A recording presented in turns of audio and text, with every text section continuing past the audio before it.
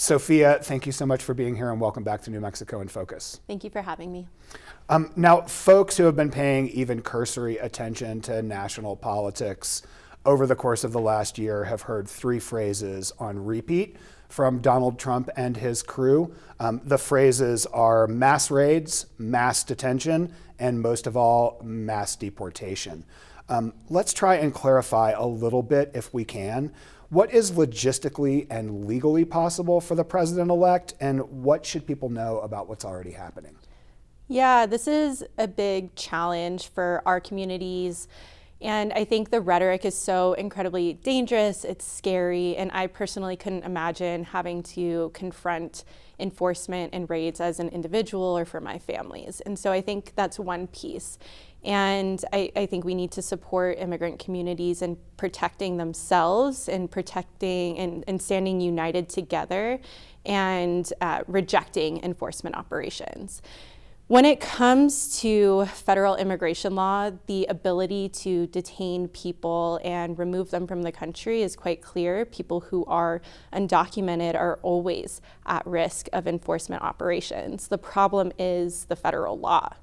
And so Donald Trump will be within his right to enforce our immigration laws. In prior administration, certainly under Obama and under Biden, there were these things called enforcement priorities because it's impossible to deport all 11 million undocumented people from the US. And so what they did was create categories of people to direct their enforcement operations. The first category were newly arrived asylum seekers. Those are always priorities for enforcement operations. And the other category was people with any kind of interaction with criminal law enforcement. Other people who fell outside of those categories were always still at risk of enforcement, but the Department of Homeland Security really focused their efforts on those categories of people. And under Obama and under Biden, because they focused their resources, they were able to deport many more people. Under the first Trump administration, he got rid of these priorities and made everyone a priority for enforcement. We saw workplace raids, families separated and placed in detention and in removal proceedings. Our detention population raised to over 50,000 people. We're at 49,000 people right now, by the way. And because he made everyone a priority, he deported fewer people than Obama or Biden. And so I anticipate that same thing happening come January, is suddenly everyone is a priority for enforcement again, and that clogs the system. It's incredibly scary, but logistically it is impossible to deport 11 million undocumented people. And so communities need to be prepared to fight back against enforcement, fight back against detention and deportation, but also being very clear-eyed about what is logistically possible. And I want to get to some of what the community can do kind of towards the end of our conversation, but even just that shift in rhetoric and the policy shift from prioritized to chaotically unprioritized, what does just that feeling mean and how will it impact immigrants in New Mexico? Yeah, I think what we're most concerned about are worksite raids, and so really protecting immigrant workers, undocumented or documented or in process or not in process, helping community members prepare their families in the event of a parent being arrested who's going to go pick up their kid at the end of the school day. And so in New Mexico, what we're doing as advocacy groups with our partners is educating folks about their rights in the workplace, their rights in public, their rights at home if ICE comes knocking. We're preparing US citizens to know these rights as well, for business owners to understand that they don't have to let ICE into the non-public areas of their workplace. These are things and steps that we can take to reduce enforcement in New Mexico. We do have 3 detention centers here, and we can anticipate expanded detention perhaps with the military or perhaps through private contracting with private prison companies. But this is one step we can do to reduce enforcement. Another question I want to ask is, does anyone benefit from this shift in policy, and more specifically, does anyone profit from it? If the immigration authorities try and arrest the 50,000 undocumented people in New Mexico, that will have far-reaching consequences for all of us, not just economically, but socially, religiously, civically. That's 50,000 people and their families who are torn apart and are integral to our communities. I think private prison companies certainly stand to profit off of this. That's certainly no justification to wreak this kind of havoc on our communities. I want to shift gears a little bit and talk about two other corners of the Trump agenda where immigration is concerned. One is the notion of closing the border, and the other is the notion of stopping people from gaming the asylum system. What should people make of Trump's plans on those fronts? Similarly, the rhetoric is really scary with the threat of closing the border. Technically, under the law, it's not possible, but we'll see what is tested out and what the courts do or don't do to stop executive authority to do things that it shouldn't be allowed to do. When it comes to the border and asylum seekers, my concern has always been when we enact more and more carceral policies, restrictive policies that push people out. What we're really doing is pushing people further into the shadows, into the hands of smugglers. People are determined to get to the United States for one reason or another, typically having to do with their safety, their and their family's stability. And when you take away entry points to seek asylum, people are going to go to smugglers. They're going to go to cartels to get them into the United States. Cartels love these policies. It's making them so much money, but it's jeopardizing people's safety in the process. We see people packed into cargo trucks. They can't breathe. Maybe the cargo truck gets in an accident and people die. People are increasingly taking risky routes into the United States through the New Mexico desert and dying as in result. We've had more deaths over the past year than any other previous year. So people aren't going to stop coming, but it's going to get increasingly dangerous for them. And there will be loss of life, and I think perhaps that's the point. Oof. I want to spend just another second on this idea of people gaming the asylum system. I feel like during the course of the campaign, we heard that line of narrative, frankly, from the Trump campaign and the Harris campaign. Is that something that's really happening? What should we make of that idea that people are somehow gaming the asylum system?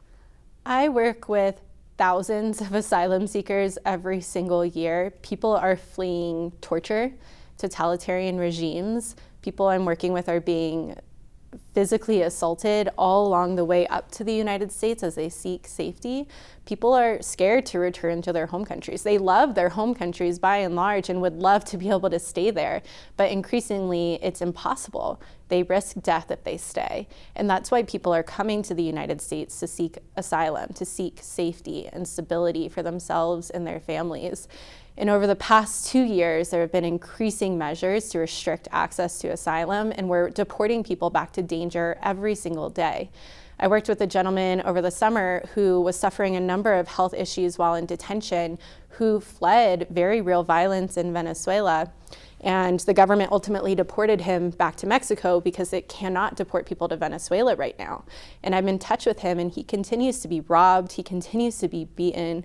He has no prospects for stability and safety for himself and his family. This is the human consequence of these restrictive policies. And it's worth noting, at least, that these are folks who are fleeing countries that America has spent time meddling in and sort of destroying in its way. But I want to talk a little bit, and we've had a bunch of these conversations. I want to talk about the notion of inoculation and whether New Mexico can sort of push back against what we're seeing from the incoming presidential administration. The governor has mentioned the word resist on a number of fronts, including immigration. The state House Speaker, Javier Martinez, has talked about New Mexico being Trump-proof.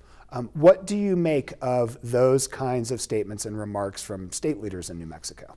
I think it gives me hope that the state is willing to fight back at the state level. There's a number of things we can do to even further improve immigrant rights and protections in New Mexico. For example, we can stop our data sharing at the state level with ICE to prevent enforcement operations. We can cancel our ICE detention contracts so we're not participating in the enforcement, apprehension, and detention and deportation of New Mexicans.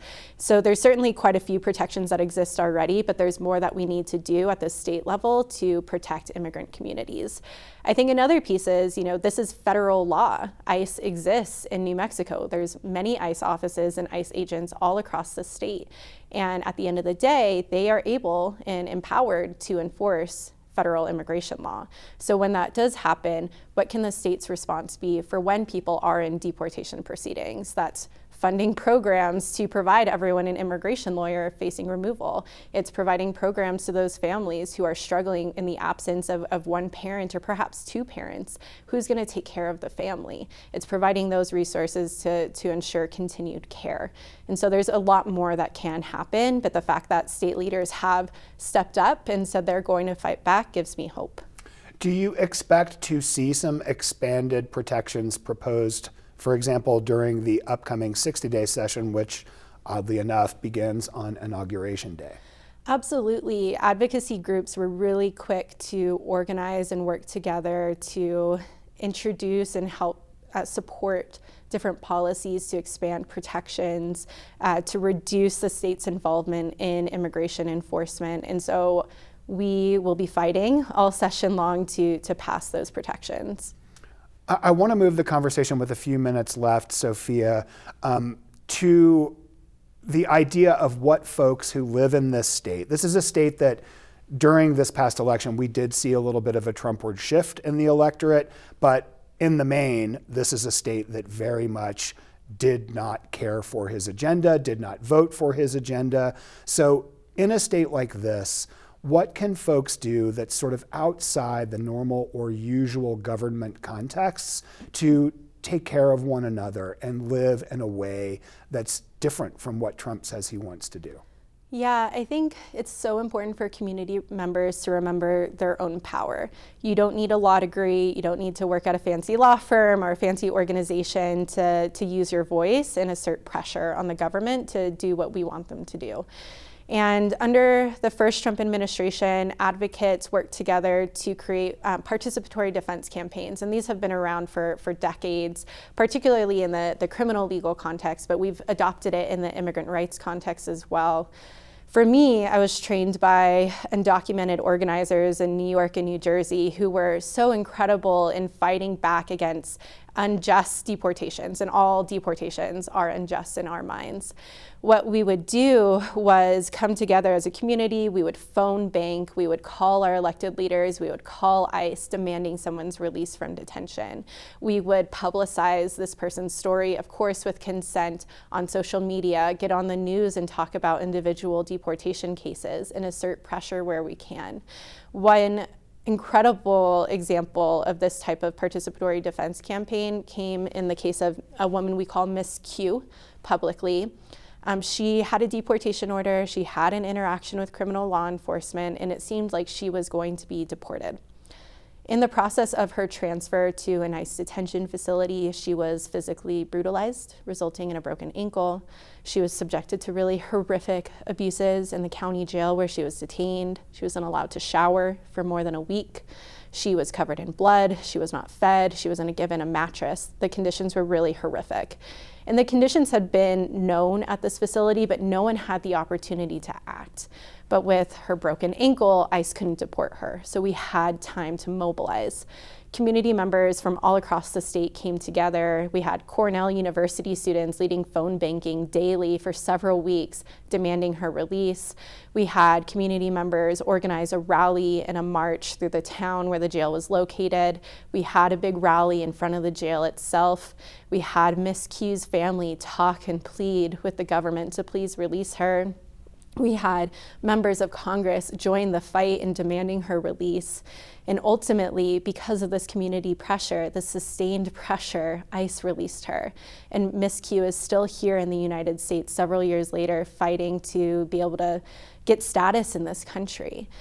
And she was released not as a result of any legal advocacy I did as her lawyer. It was the community pressure demanding her release from detention that got her out. And so this type of sustained organizing from ordinary folks all across the state is going to be critical as we interrupt the deportation system, interrupt the detention system. You don't need any specialized skills to do this. You just need to stand up and use your voice. Sounds like there are some plans for some participatory defense actions in New Mexico coming up. Absolutely. Sophia, thank you so much for the conversation, and let's definitely stay in touch. Thank you.